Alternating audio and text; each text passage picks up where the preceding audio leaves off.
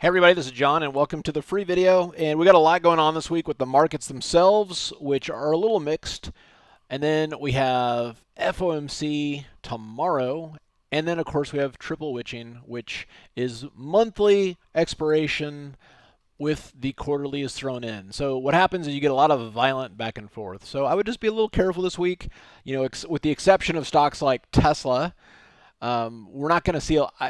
Usually, we're not going to see a lot of big moves up or down. It's more violent chop. It kind of comes up, tricks people, rips their heads off, goes down, tricks people, rips their head off. So just be a little careful this week. Triple witching it's a good time for almost kind of doing the opposite of what your instincts tell you, and certainly selling premium or just watching.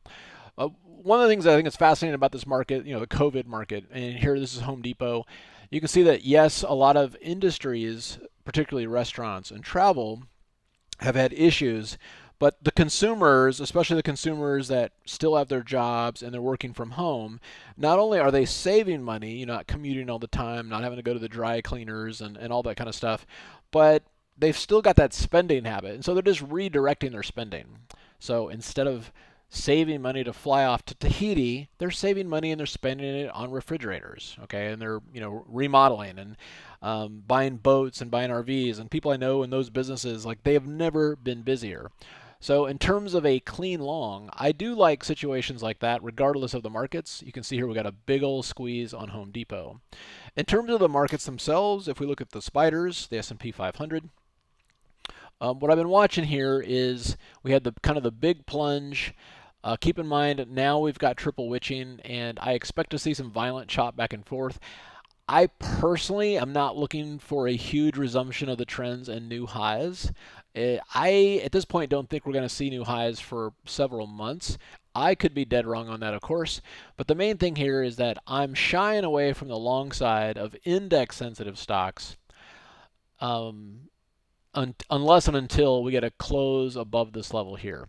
Otherwise, I'm just looking at this as being in a violent range and trying to trade both sides. Okay? All right, that's what I got, and I'll show you one quick signal here. And keep in mind here too, we've got a very mixed market. So on the weekly chart of the NASDAQ, we have a full-on exhaustion pattern sell signal. All right, and that has not turned higher yet. So the idea here that we could at least take out these lows is certainly a high probability.